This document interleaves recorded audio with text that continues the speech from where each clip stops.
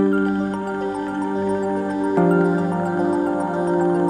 was inspired to found Build My SOP because I was a manager running these facilities for many years, and the Achilles heel I've seen in every business that I've entered has always been their standard operating procedures and their employee training.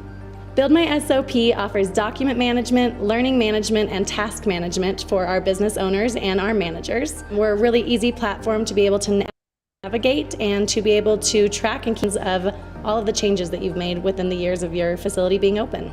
And the plants don't stop growing and retail stores don't stop selling.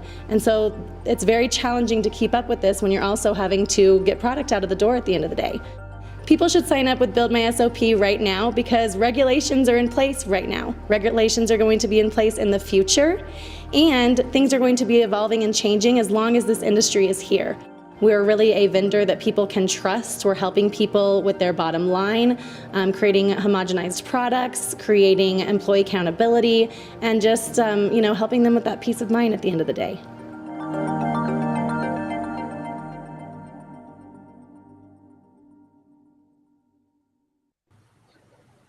Hello, good evening.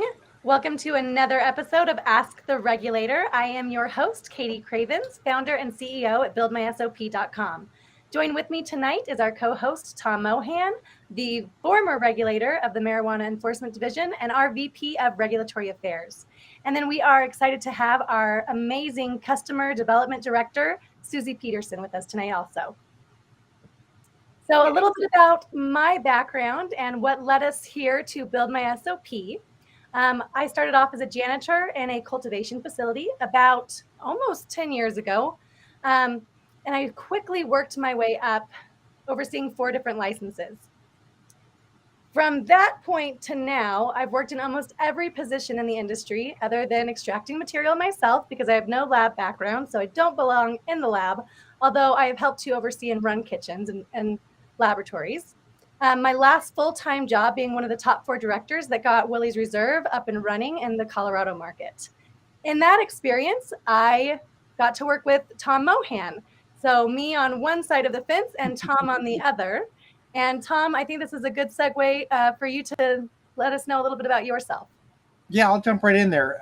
So my name's Tom Mohan. I worked in law enforcement and public safety for the last 30 years, with the last 7 being with the Marijuana Enforcement Division out of Colorado, working with all the regulations, doing inspections, audits, everything that comes with the whole marijuana enforcement side of things. And that's kind of where I'm at. And Susie, why don't you tell us a little bit about your work with Build My SOP and how you got wrangled into this crazy idea? Sure. I'm Susie Peterson. I'm currently the Director of Customer Development here at BuildMySOP.com. I started with Kady a number of years ago before Build My SOP even began. And once it did, I became a beta tester. So I have touched every single button in this website.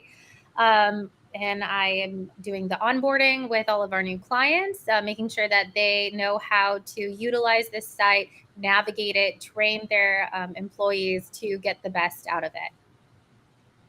And we're so lucky to have you. You do a great job. Our clients absolutely love their experience with you. So thank you for being a part of our team, and thank you for sharing your time tonight. Tonight is exciting because we get to go in depth with the platform with all of our viewers and give you guys a deep dive into the system and the functionality itself. So I'm going to begin by sharing what I got with you. Okay. Can you guys see my screen? Yep, there it is. Great. We do now. All right, so we're on the Build My SOP homepage. So when somebody is interested in standard operating procedures, we offer 3 different services. So we have our standard templates that are immediately available. And I've had several instances of people calling me saying, I need SOPs in like 5 minutes. And what's really great, absolutely, not only can we provide you SOPs within those 5 minutes, but they can actually reflect your facility name and address and ownership details and all of those things on them. So they look for your facility. Those templates can be edited and customized to whatever you need. We also offer custom services. And so we'll go in and actually look at the rules and the regulations in your local and state. And then we will go in and figure out your in-house processes, materials you're using, equipment, anything like that, and get everything facilitated onto the system. Then after that initialization is complete, we offer annual, biannual, and quarterly update and review services. So if there's been changes in your state with regulations, we'll go in and make sure all of those are addressed throughout the SOPs. Here in our homepage, we'll go ahead and get right into the SOPs. So once you do sign up, verify your email, and add in your first facility, within those few moments, sorry about that. Within those few moments, you are getting access to your SOPs. So this particular facility owner has several different locations that they oversee. So we're going to hop right into cultivation for tonight's purposes. Here is what we refer to as our table of contents dashboard. So we have categories that we have developed specifically off of employee roles and positions. And when we help our customized clients develop these categories, we really try to encourage them to think about the access that we want people to have. We can register employees on the site, and we can actually control which categories the employees have access to. So they're only getting the material that's relevant to their position. So for instance, we have cultivation facility management as a category, plant care, harvest, package, and trim, quality control, all of those required COVID SOPs, as well as inventory management and employee documents. Let's go and head up to plant care. So we're going to look at cutting and preparing clones. And you know what? I am actually in the wrong account here.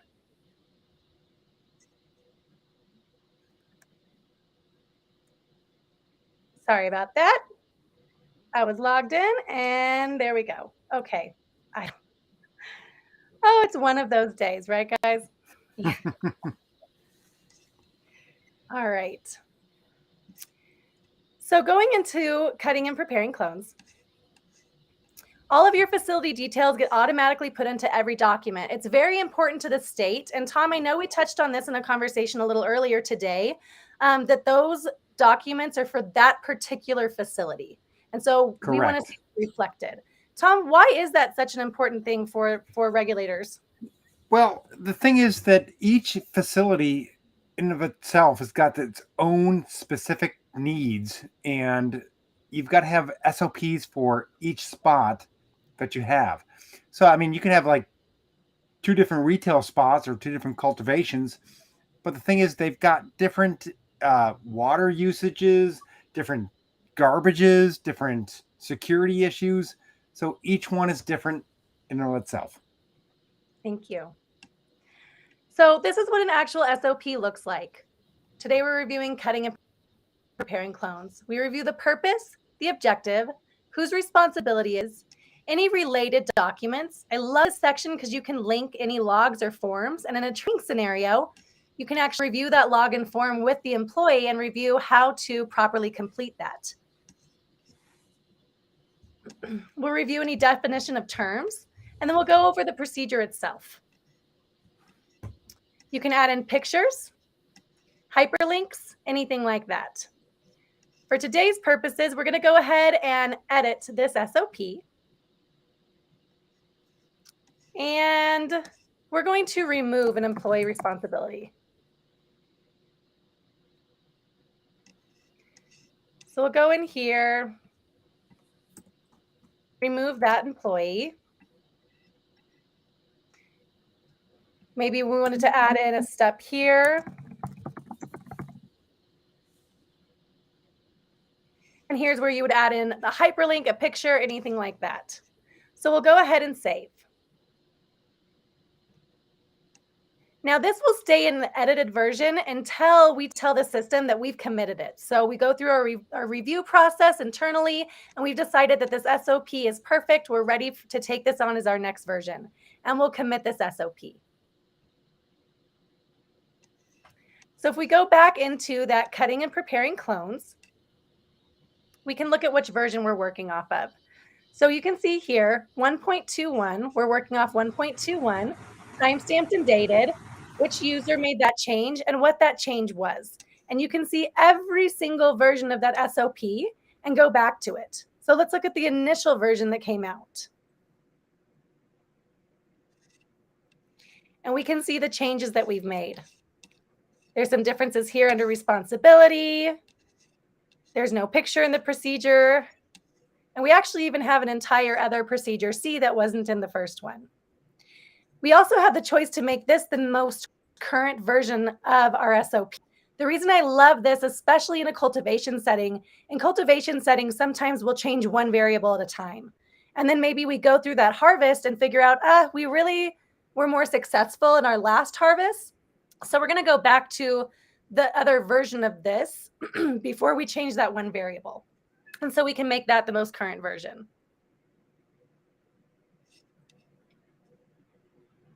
It's going to tell us in the revision note that it came from our version 1.1.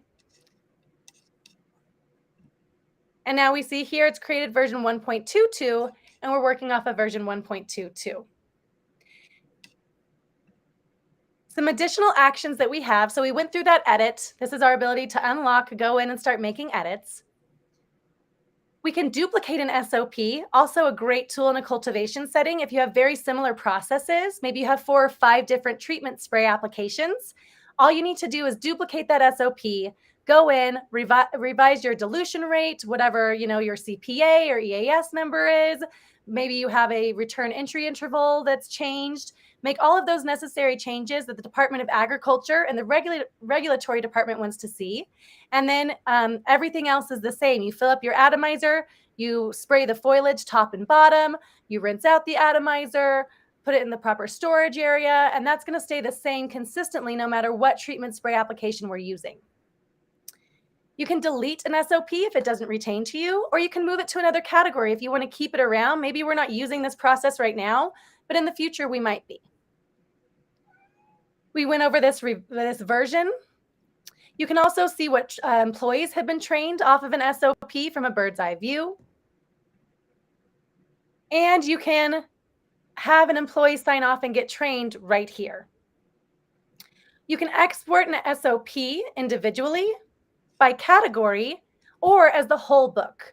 So these can all be exported and printed, although we really are encouraging and trying to help our clients create a more sustainable practice. So that's what the whole system is all about. And this is what it looks like in that PDF version.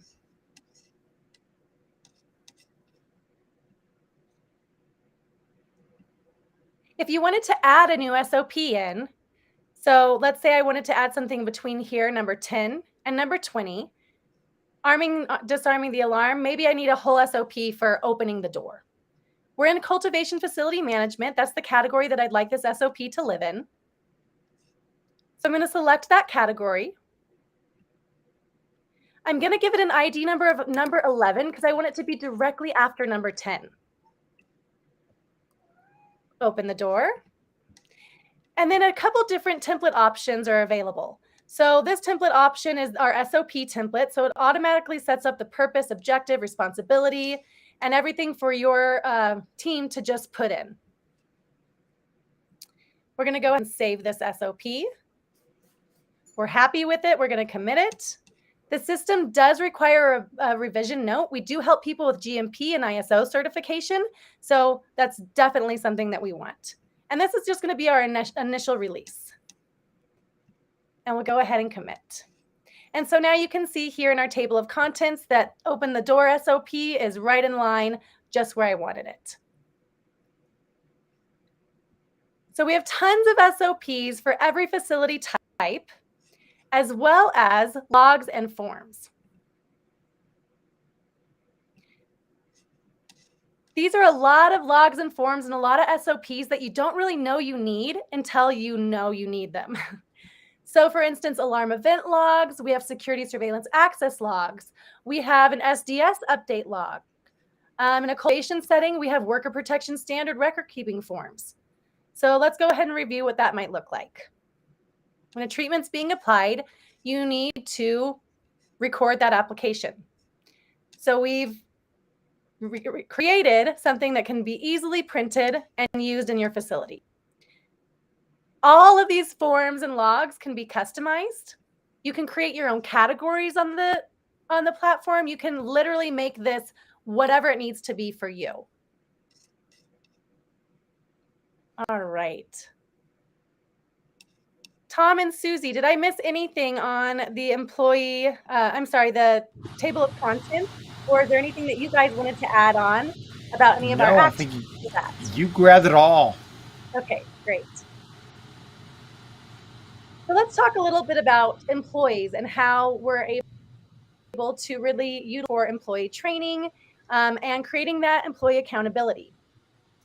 To add a new employee, you'll go into the system, add in their name, their email, phone number. You can give them different access to the site. So the employee can be a trainer, meaning they have the ability to sign off on employee training instances. They can be a manager, meaning they can go in and access all of the features that we just reviewed with those action tabs. Or something that the banks and the regulatory departments are really excited about is this auditor feature. So we can actually sign up one of our regulators with their email, an auditor login, and they can come in and review all of our SOPs and all of our employee training from a view only. And this is really beneficial. And Tom, I kind of want to talk about, from an auditor's perspective, why that's such an interesting feature that we carry. Well, the thing is, we've actually asked like all these people and all these licensees for their SOPs, and I've gotten, like, here's my SOPs, like, versus, uh, if I can actually sit there and review them online, and I got an auditor's, access, come back to the office, look at those, go through them, look at they're actually doing. When I see something like this, uh, yeah, there's a lot of problems. When I see something where somebody gives me an access and I can actually go through it, I actually sit there, go through it. It's normally 100% great. So it's more of a transparency of how you're doing your business, more so than trying to hide things. Absolutely. I know too, from an operator's perspective, in states like Maine and New Mexico, they have it written in law that when you turn in physical documentation into the state, it can become public record. And so people have the ability to access those records. And I've run into this issue myself supplying SOPs for different companies. So we've kind of prevented them being able to reshare those SOPs. They don't have the ability to export them as PDFs. We're still satisfying their request for their review. So it's a really great tool to protect those, IP things. Security wise, I could not believe they would share SOPs when you're looking at how it talks about security access and things like that. So I think it's a really great feature. I Now we agree. have different categories. And so, say we're hiring a cultivation assistant, and I only want this cultivation assistant to have access to plant care, to quality control for the facility, to COVID SOPs, and then the employee documents themselves. So this is all that this employee is going to have access to when they log in. We'll go ahead and go into our employee training. So everything is like a filing cabinet. Think of us as your friendly filing cabinet. I organized this system the same way that I would organize my office. So you can see here, depending on which category we've assigned people, that they're given a different number of SOPs. 11 out of 35 have been completed for this particular employee. So let's go ahead and jump in here. If you'll remember, we just made a change to this cutting and preparing clones SOP, working off of version 1.22 now. And so the system's telling us here, hey, this employee was signed off on the last version of this SOP, but they need to be retrained and re-sign on the latest version. Working my way down this line, I'll just go ahead and jump into inspecting plants for fungus, molds, mites, pests, or rot.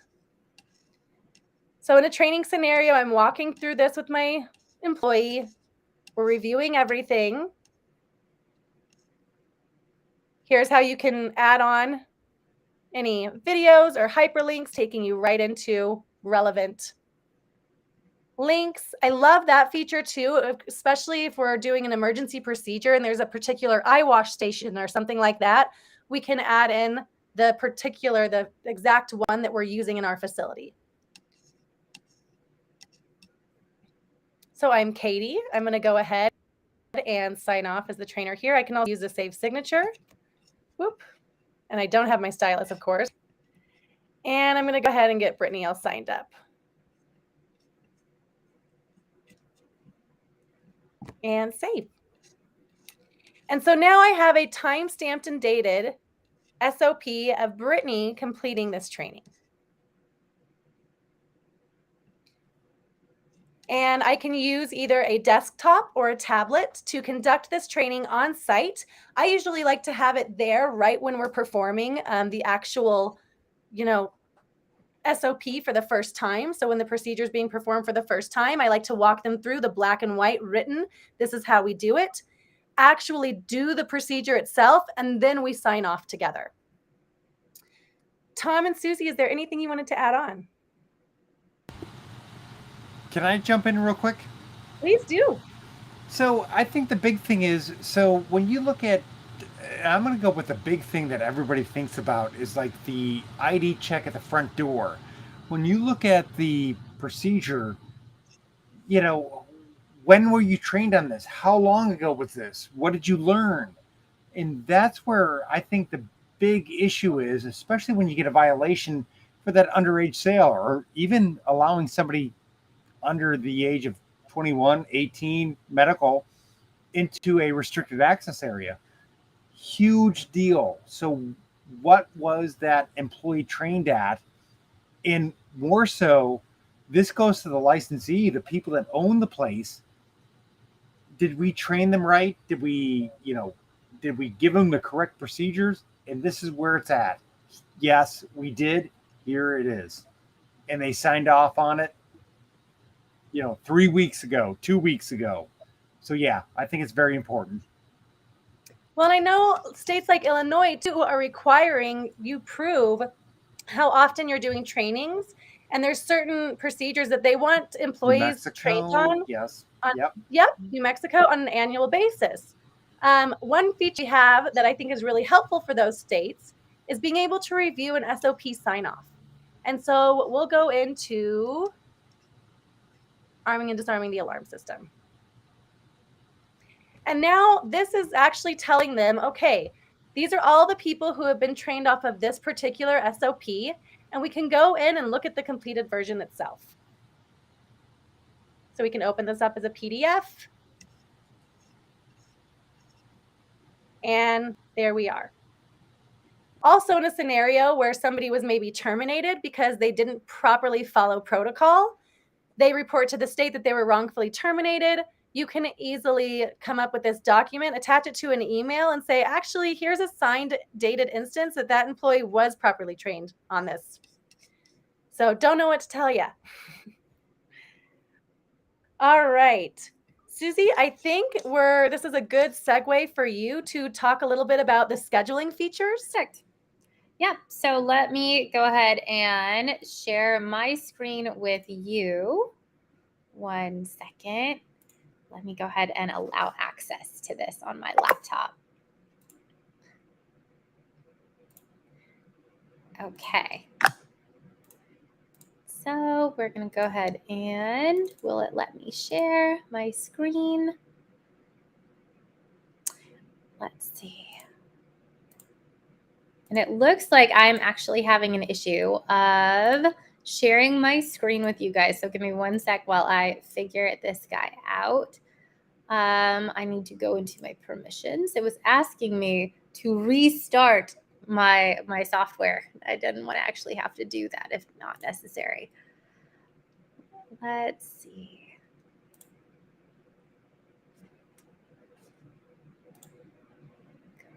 And don't stress. I know where our system that we're streaming on this evening's already had some issues, which was why we had a little bit of a late start. Just a couple of those. So I'm trying so I can go ahead and stream this with you guys.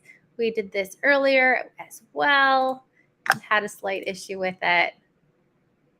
Let's see. It looks like I will probably actually have to restart and come back to be able to share my screen. Could we talk about maybe a little bit more of the options of how to do employee sign-offs while I do that really quickly? No, I think we're just gonna have to wait. Okay. I can go through some more of the content itself, but that's okay. We'll be back in just go do it. Okay, thanks, guys. So, anybody that's watching or listening along, any questions for me? I would love to give me some questions.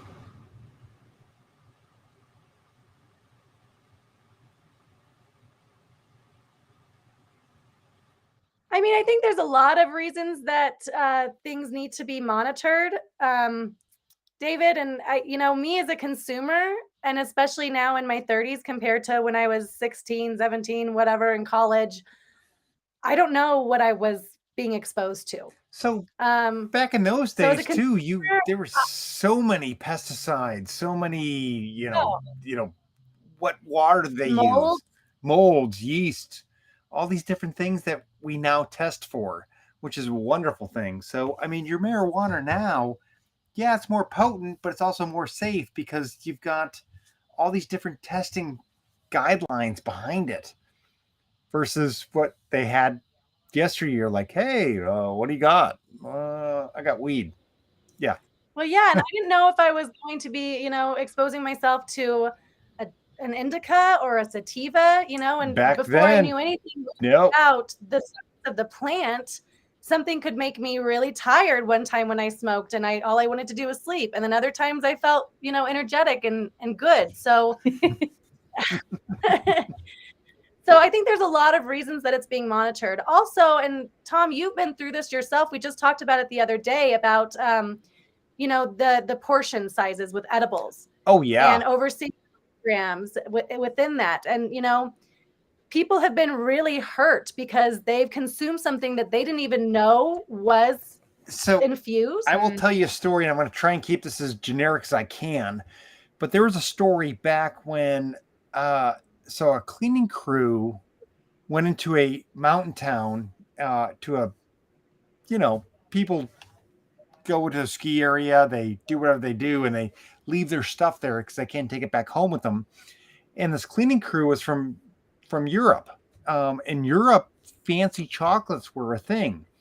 And to kind of put it back into perspective, this is going back to 2015 when Colorado was still Wild West. When you could serve a 100 milligram cookie. Exactly. They had the rookie cookie, which was, that's another story. Whoa. Yeah, there's nothing rookie about that cookie. But anyway, so this couple, they're like, hey, fancy chocolate. And they ate this chocolate that contained THC. They didn't know anything about it.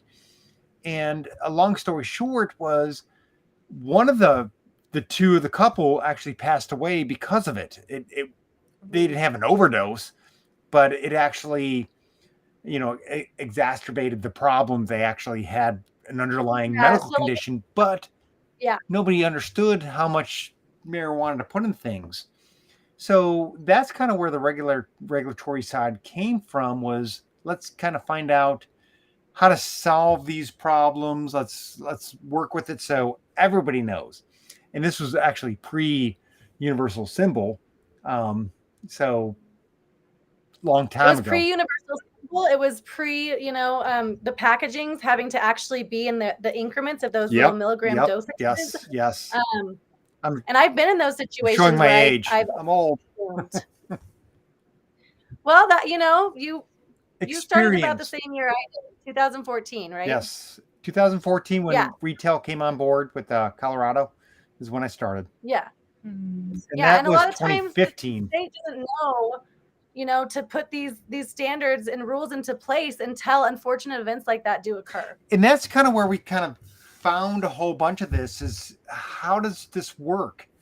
And what are the rules behind this? And that's where Colorado really shined, is we made these initially these rules that actually kind of helped us perform this. And that's where, we kind of shine as Build My SOP, is we can kind of figure out where these rules are going to go and what you need to do. Yep. Great.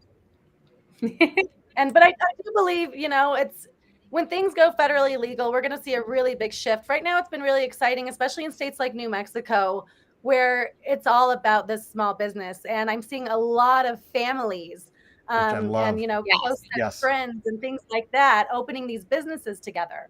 And it's starting this whole other, economic growth for the state and its constituents. It's the people that live there.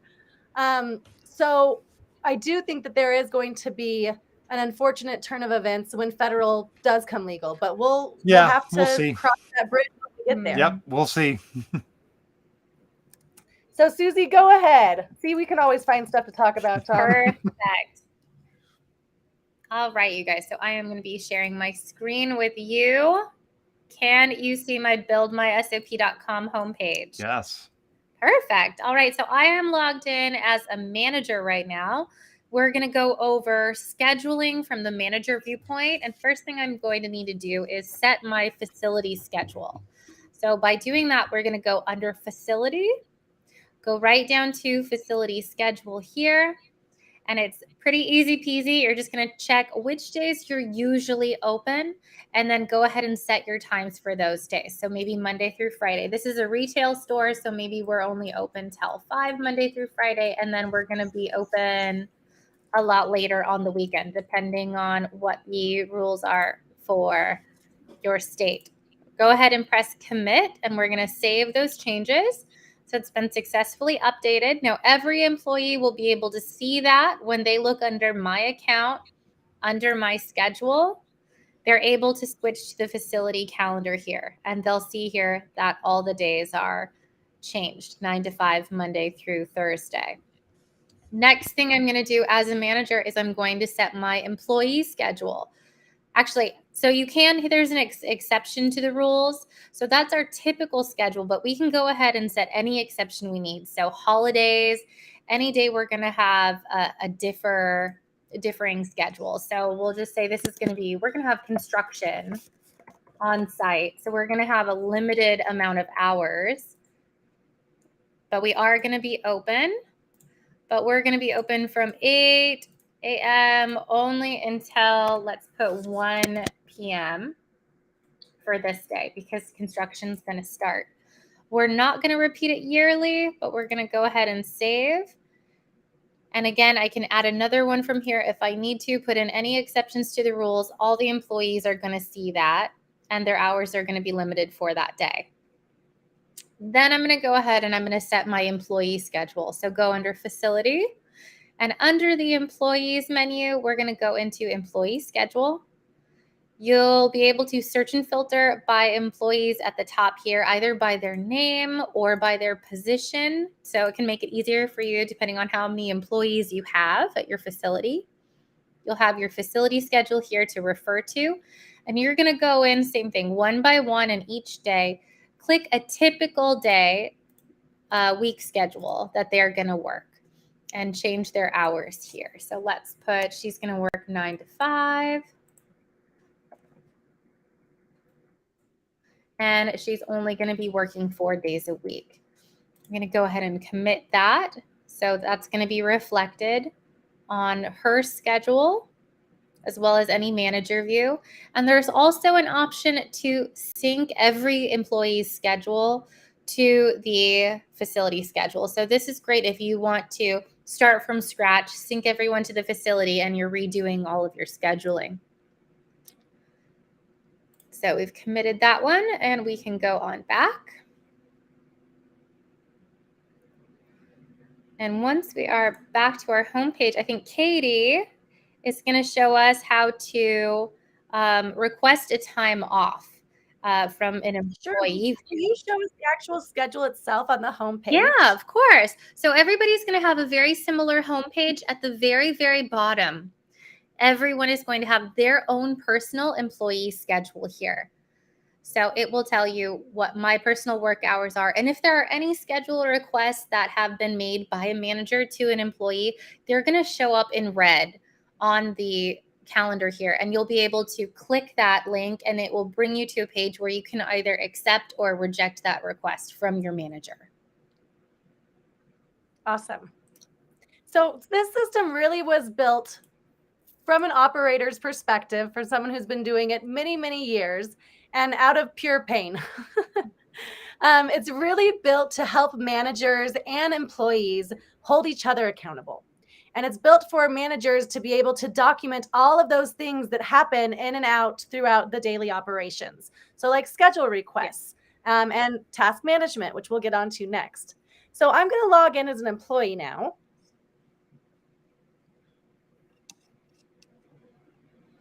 Can you guys see my screen?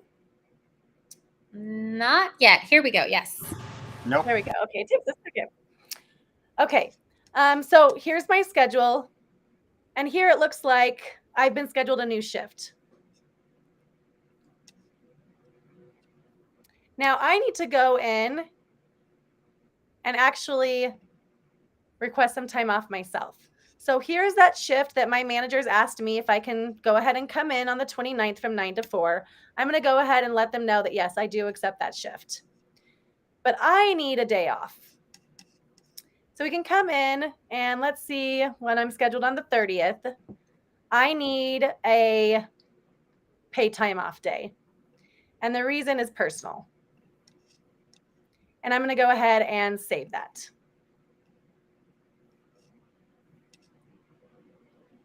And head back. And now you can see my request to my manager. Mm-hmm. And Susie, do you want to show us the perspective that you get from the manager's end once the schedule request has been submitted? Okay, let's get back into it. So again, from the manager view, I'm going to use the facility menu to deal with anything dealing with other employees.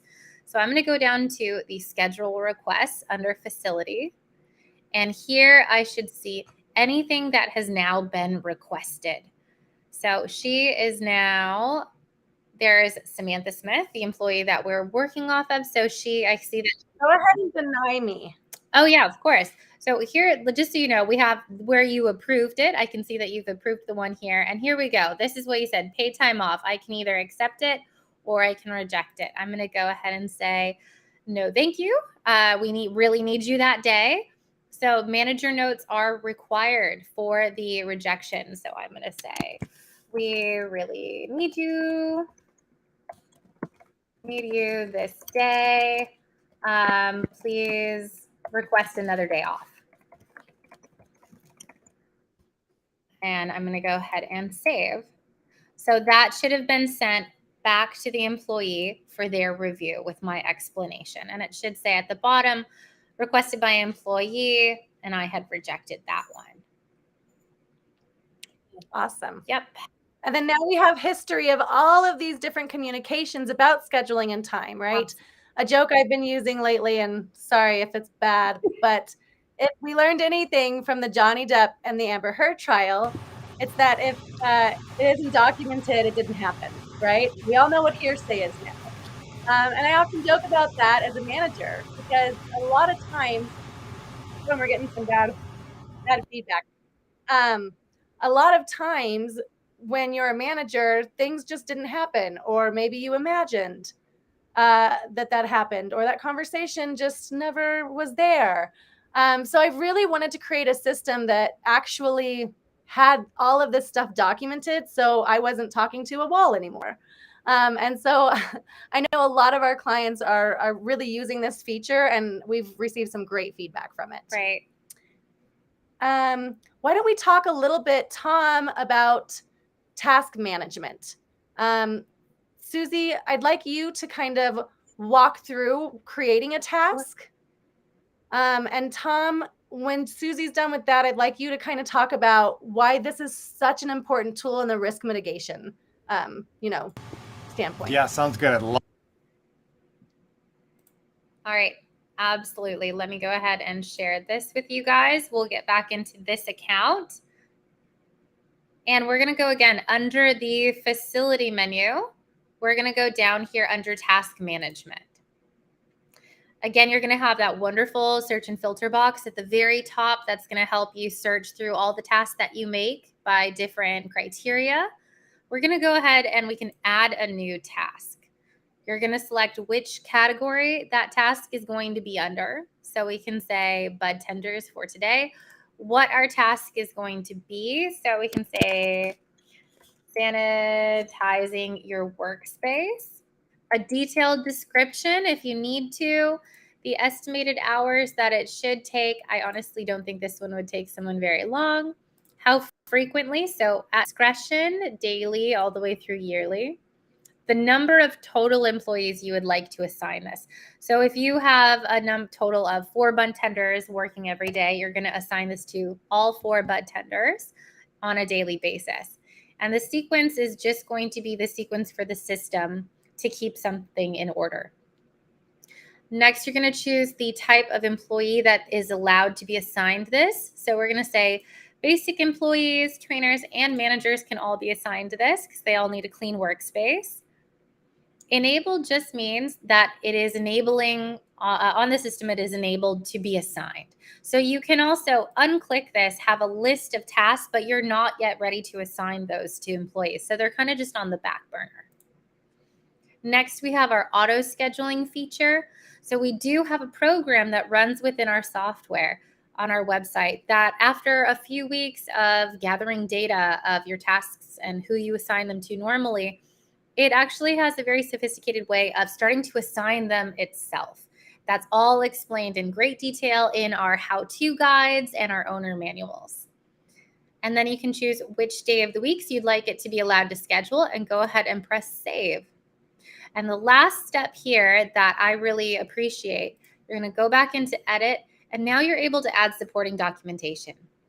Because we chose what category we're working with in bud tenders, I can go in and I can choose any SOPs in here that are going to be pertinent to this task.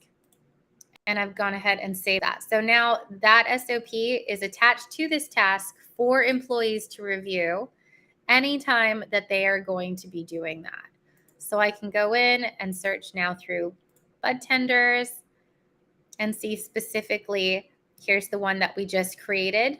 And I can go ahead and assign it either straight from here or from the task assignment page. So I'm going to go ahead and assign this to our demo employee that Kady is using. I don't want to clean it. Every day. So we're going to choose a date. We'll choose Saturday, and it lets you view the schedule of who is working that day. So you can double check who you need to assign it to.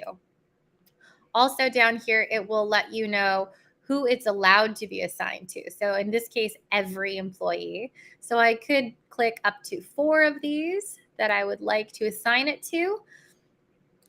Any notes that I need to put in there, and I'm going to go ahead and press save. I love that little notes section, especially if we're creating like a bud tender task, right? Every single day, you know, you're going to be bud tending. But I can say like, hey, really hit those Coda chocolate sales hard today. Exactly. You can get anything you want in there to your employees. And also you can go back in and look at the employees that have been assigned. And this is also where you can send direct notes to specific employees themselves. So if you guys do have like retail sales quotas for that day or any sort of perk competitions that you guys are doing, you can always add that in just to each person and let them know how they're doing. And we'll go back. So you've sent me a task. I'm going to go ahead and show you guys what that looks like from the receiving end. Perfect. So as an employee. And just let me know when my screen is ready. Perfect. Got it. Thank you. You are good. So this tells me what my training is, and it will direct me to my training page. So I'm right here on my home page, just logged in, and this tells me I have some new tasks. So I have been given a 6-hour bud tending task on the 29th. I'm going to go ahead and go into that task. It's the beginning of my shift. Review any SOPs, right? So here's where this gets really exciting from an owner-operator standpoint and from a risk mitigation standpoint. I am giving my employee who's being a bud tender that day the SOP for how to properly verify an ID at the point of sales counter. I have the ability to open up that SOP and review it at any time at the very beginning of my shift. I also have access to any logs and forms or anything else that might be pertinent to that role for the day. So I'm going to go ahead and begin this task. It's started. I'm going to live my day, go throughout the 6 hours, and come back in and complete this task. I'm going to report how many hours it took me. This is a really helpful tool, especially in cases where maybe you're up potting 100 plants and you want to see, okay, this guy's taking 3.5 hours to up pot 100 plants. This guy's taking 5. What are we missing in between that time? So the system can start to collect data and show you different variances, and you can start to identify where productivity might be falling short. Or maybe that guy that's taking 3.5 hours is implementing something that needs to be implemented across the board. And so we're going to change our procedure to match what he's doing because he's saving us time, which is money. So my report is going to show 6 hours here. And my notes is that I hit my quota for the day. Yay. Woohoo. And I'm going to go ahead and complete that task. And now my manager is going to be notified that that task was complete. I could have several tasks a day, right? So not only do I have to be a bud tender that day, but I also need to go in and sanitize my workstation. So I'm going to go ahead and do that, sanitize everything, and complete that task. I need to tell them how many hours that took me. So let's say it only took me half of the time it was supposed to.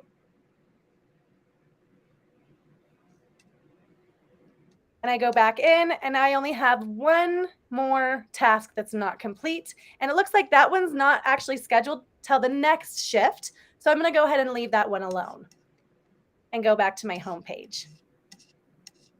And Tom, I think this is a great opportunity for you to share why it's so important that we can prove as owner operators that we gave that employee that verifying ID at the point of sales SOP to them before their shift even started. Because I'm over here going like, I gotta talk. I'm like, so the big thing from my side is, okay, I'll give you the great example. You talked about the bud tender. Here's your SOPs on checking IDs. So the big thing for us is we go in, we, do an undercover operation where, under 21 goes and buys some marijuana and comes back out, brings it to us.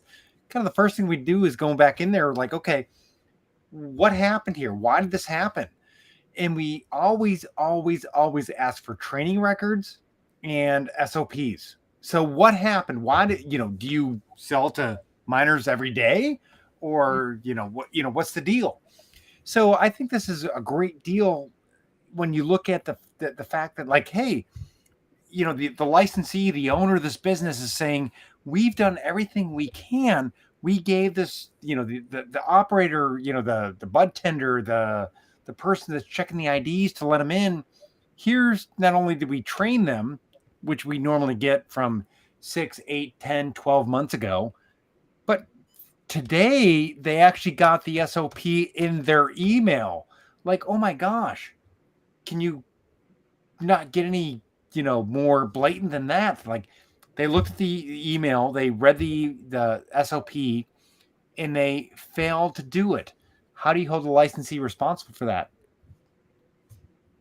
What kind of fine do people usually look at, or when you were working in your position, what kind of fine would an underage, sale be? First one, well, it's not just a fine. So you're looking at least $75,000 to $15,000 fine, first offense, just the fine.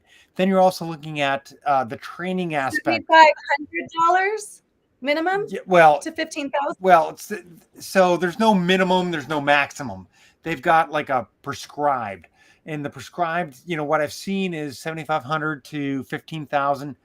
First I just offense. wanted to make sure it was $7,500 I was hearing, and not $75. No, 1,000. That's just the money. Then you also have the training aspect. Okay, now you got to send everybody training. They've already been to, responsible vendor. Well, got to send them back again. Also, you've got days of what's called an abeyance. So you've got suspension days. Like you can't actually operate your business for X number of days.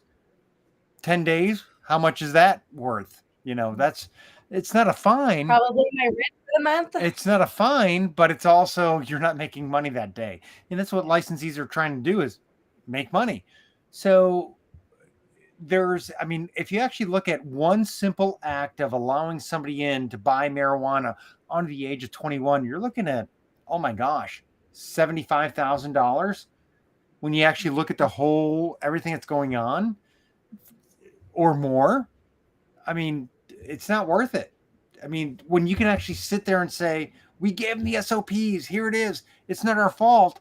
It's this employee's fault. They didn't follow the rules that we gave them.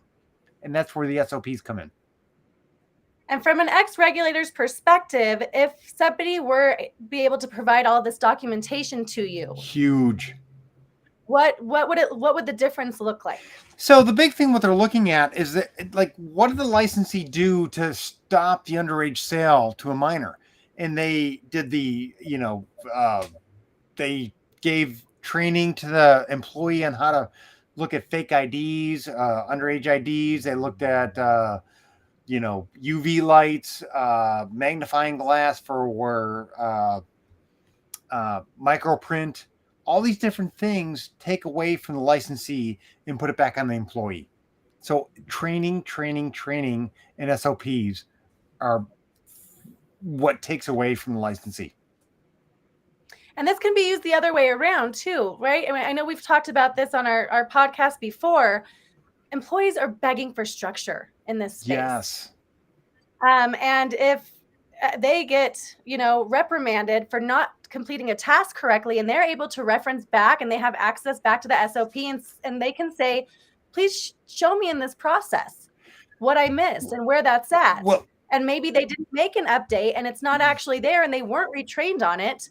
Let me go the opposite. Let me go the opposite way too. Manager's issue. So you've got like some small mountain town or some small little mom and pop place. They're like, oh yeah, go sell marijuana, and like let them in, sell it to them. And I go there and they sell it to under 21. They're like, let me see your SOP. And they're like, here it is, 2 lines. And it says, buy marijuana, sell marijuana. That is huge. You're going to get a bigger fine. You're going to get bigger sanctions, bigger, suspension days, all based on the fact that you didn't train. You don't have any SOPs. You don't have any, training for your employees. Huge. And for our viewers, just to put it in perspective for you, Tom has received SOPs like that from companies. Oh, I have. I should have taken pictures. So seriously, I wish that's wild to me that they even. I'd rather tell you I don't have SOPs than submit that. They're like, oh no, we've got them here somewhere. Here you go. So the goal with Build My SOP was really to take that binder, that SOP book that usually just sits on the shelf collecting dust, and to build a system where we could actually live with those SOPs on a daily basis. They're living, breathing documents that can assist us in so many different ways and really benefit us in even the consistency of our product. There's just so many benefits to having these SOPs, not even from the risk mitigation standpoint, but from your success and for being able to scale and grow your company without having to constantly worry about, has everybody been trained? Do we have this written down? So the system is really meant to grow and scale with you. We can even white label our system for franchises. We're focused on cannabis and hemp right now, but we have a lot of facilities that are just general facilities. For instance, I spent half of my week with a early child care center, and we're actually implementing all of their SOPs onto our system for a preschool. So they can help in so many different ways across so many different industries and really be a huge part of any business's success. And since we're on this point a little bit, Susie, let's talk about those reports that task management system can generate for us. Sure. So we can start to dive into being able to identify some of these variables in these different situations, and start to really hone in on productivity and time and how to save it. Right. All right. So we're going to go back to sharing my screen. Here we're going to be talking about all the data that you are collecting with this task management system, right? Because you're not only putting in all of your employees, when they are working, how often they're working, how often they're getting time off, but also the estimated time that it takes to do these tasks, as well as the actual time it takes to do these tasks and how complete these tasks are becoming. So if you go under facility and under task reports, let's go to generate a new report. We have a number of different reports that you can run that will show you your different data points. So we have a couple that just go by this actual week. So let's run this one. We're going to look at task completeness by employee for this current week. We're going to execute, and we're going to come down here and we can look at it here, or if I go back, I can look at it as a PDF, which I really like this view in our numbers. So now here I can see these are all of my employees, their positions, the shifts that they worked, how many hours they worked that current week, how many tasks they've been assigned, how many are opened, and how many have been completed, as well as the estimated hours for their tasks and the hours that it completed and how many are remaining, as well as it will give you percentages. So hours that they've completed and tasks completed. So some of these employees were obviously not working this week, but we do have a few in here. So we have some 94% on hours completed, which is great. But task completeness here is only at 66.7%. So that means there's some time here that we could fill in with some other tasks to make sure that we're getting the most out of our business on a day-to-day basis. I love this too. Sorry. Oh, yes. No, things move quickly, especially when you're overseeing multiple facilities. So maybe I'm in my retail store one day, but it's harvest week in my cultivation facility. And I can really oversee the task management and what's getting done through that, system. And I can, we need to flip this room. We need to do this. We need to do that. And I can go in and see what's happened this week. Has that room been flipped? Did we complete this task? Right. And make sure that we're ready to fill that room back up with our babies in the next week and get that next harvest ready to roll. Right. Are we on point? Honestly, because when it comes to things, especially in cultivation, time is money, and missing a day here or there really does actually affect your harvest and your grow. Your whole schedule. Yeah, everything gets thrown off. So there are also a number of other reports in here that we can take a look at. So we can look at overall utilization of the task system per employee or also by task. So if we go ahead and look at, actually, let's go back and look at by task. That way we can see how on it are we. You can choose your start and your end date. I am just going to do the last 3 months. You can choose by a particular category or a particular task, or if you leave it blank, this will actually give you a view of all of your tasks in all of your categories at the same time. So let's go back. We're going to open this one up in numbers. And here we go. So now we have all of the tasks for this facility, how often they're happening, how complete the tasks have been. Incomplete ones that we have right now on this one, we have a lot of incomplete ones. It's a brand new one just opened. The estimated hours that it should take versus the hours that have been logged by employees. So hours of utilization, we're really low on this one. So obviously we need to up our game. Even if we just opened a week ago, we still have a far way to go. So this will show you, we want to see those numbers come up. And so you can use that report there to really stay on it with how productive you guys are being. Well, and I've used this report too to actually kind of catch people in the lie. So, employee reported to me that cleaning my power cloners took them about 7.5 hours. Should have taken them about 3.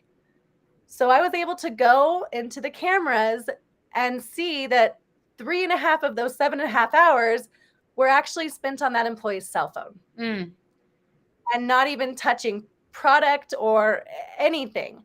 But without looking at that report, that wouldn't have sparked me to go in and start investigating the footage and seeing, why would it take him 7.5 hours to clean those power cloners? Do I need to retrain him on this? Right. Like, do we just not understand this process of how we do this in an efficient manner? Or what's happening, right? Because maybe it's not that they're being dishonest. Maybe it's that they didn't have the tools that they needed. And so instead of using a power washer, he's out there with a toothbrush, because nobody trained him on how to properly run the power washer or even told him where it was accessed. So you're just able to start to identify things that save us that time and really help increase productivity, which is what we're all about in these spaces. Absolutely. And all right. So there, you can see all of these ones that we've gone over, a couple of the different ones, or you can also do weekly tasks that show you per week utilization by employee or by task. And then also the last one I'd like to show is the employee time tracking, which this again is going to be great for looking at who's taking time off or who's getting their shifts covered too many times, or is somebody actually coming in to work like they're supposed to. So this will just go ahead and show you all of the different employees as well as their contact information, how many hours and days they're scheduled versus how many they have worked or called in sick or requested off. So that might be something that, especially if you aren't hands-on in the business every day, you might not be aware of if somebody is taking more time off than usual. And if somebody is, it's either, hey, is there something going on with you that do you need support in some way, or do you just not want to be here? Right. And it's scary as an employee to let down, your bosses or your company, have fear of communicating that you do need support or help. So I can see that could be a great tool for actually saying, hey, we noticed that you missed 3 of your scheduled shifts in the last 2 weeks. What's going on and how can we support you? Is this a transportation issue? Is there something going on at home? Do you need us to bring in someone else for a few days? Do you need some time off? So I love that tool. Cool. Well, I think we have shown you about all that we can in the system today. Do any of our viewers have any questions for us? I think we went into pretty good detail about everything. So we're really excited to share this platform with the cannabis community. And we are really proud of what we've built. Between the 3 of us, we've probably got about 25 years of industry experience under our belt. Give us a call. Let us know. Susie's modest, but she's got a lot of experience and background with the plant, which is just great that we're able to work alongside this, because you really do understand from an operator's perspective, kind of like Tom and I do. Oh, yeah. When we're creating these and going through the customization, side of things, we really know what to identify, what the regulator's looking for when they ask you what a recipe. Like, we don't want to just know what nutrients, we want to know the dilution of the nutrients into what size container you're putting, what size reservoir, and what type of water, and, getting really into those little details. So please reach out to us for your SOP needs. There is nothing more daunting than staring at a blank Word document when you've never operated a facility before and the state telling you that you need to tell them how you're going to do everything when you haven't even opened yet. And we can really help you save hundreds of hours in your developmental and organizational work by utilizing our preset made templates and also the customized. As an owner operator, we tend to wear many, many hats. Tom is an expert at research, as am I. And so there's stuff that we've probably already gone through or probably already know. And we're going to have some answers for you. And they're going to be yes, no, or I don't know, let me figure that out for you. Mm-hmm. And we'll always respond with those regulations in place and our best interpretation of those. So we really do assist those customized projects, and especially those that are just now starting to operate, in kind of figuring out some of those tiny little details that maybe the state doesn't even know yet, right? In 2000, and I know you can find it on Google, let's see, 2018, because I was in the hospital because I just had my baby after the DA called me and finally replied to my inquiry. But I had to submit a request to the state and ask them to define keef. What is it? Is this a concentrate? People were rolling, on the medical side, they were just rolling up their cannabis, their flower, in keef and then selling it because they had to sell or keep a certain percentage within their store cultivation. Their cultivation had to sell it through their store. And so they were just rolling flower up in keef and selling it out the doors to other facilities. So we needed to know, what is keef? What is this defined as? So even still, states like Colorado, after being adult use for 4 years, we still have to run through those definitions, and they still run into things, and things are still developing. It's such a new industry. So Build My SOP is a great tool to be able to keep up with those ever-changing regulations and document what changes we've been through, maybe what we've done wrong and what we're not going to do again, and how we're going to do it right, so that way this doesn't happen again. I know I sent Tom a ton of those documents when I worked on the side of doing facility flips and helping companies kind of clean up shop. I'd submit books, his desk like this big. But I never got a question from him because he had all the answers he needed right there in the documentation that I was presenting to him. Yep. And that's really what it's about, is that transparency. Correct. I'll say it again: accuracy, consistency, transparency. If you want to be compliant, act like it. ACT. All right, guys. Anything else to add on? No, I think that's great. I love it. Thanks. Yeah. Thank you, everybody, for joining us. Have a great rest of your evening. Susie and Tom, as always, love being with you guys. Thanks. Have a great night. Hi, Goodman. I'm the Chief Operating Officer of Best Days. We're here in New Mexico. We have many buildings that are under lease and in development and many that are actually currently operational. So from a production perspective, we have a warehouse grow facility, we have outdoor farms, we have the processing center in which those outdoor farms need to go. We have manufacturing site, in which place we make all of our secondary products, all of our edibles, we got to package everything. And then from a retail perspective, we have 3 open retail stores, and we're about to expand 5 more as we head into adult use, which we're very excited about. Build My SOP has been extremely helpful for us and makes everything much smoother. Cannabis is a very interesting world to operate in because its regulatory changes are ongoing. We go from a regulator to a new regulator and a new set of rules. Going from medical, going into adult use, things keep changing and developing. And there's a lot of information to pass on to all of our staff, which are working in different sites with different needs and different specific operating procedures. Build My SOP gives us this very easy platform that is accessible to those employees, both to go back and see an SOP, to look at it, to make sure they're following protocol as originally asked. We can use it in training, and they also are signing off. So they have stated that we have asked them to do it in a certain way, and they're able to do it, and that makes it a lot easier for me at the end of the day, just to know that we are doing everything we can do to stay as forward with compliance as we can possibly imagine.